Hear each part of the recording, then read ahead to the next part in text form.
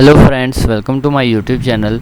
In this video I am going to show you how to share an Outlook calendar. So if you want to share your calendar, your plan to your colleague or to your client or to your boss or to your manager and on Outlook, so what you have to do is just click on you have to log in into your Outlook account on Google Chrome or wherever you want.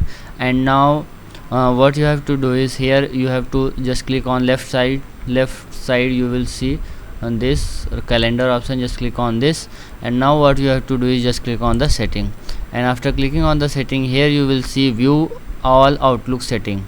You have to click on the view all Outlook setting, and now you have to click on the calendar here, and you will see shared calendar option. Just click on the share calendar option, and here you have to select calendar like this, and now you have to type an email address. So the email address of your client or boss, whomever you want to send this calendar, you have to type here the calendar. So like this, and now click on the share. So like this you can share a calendar or you can share on the Outlook. So if you like this video, please like my video and also subscribe my channel for more videos like this.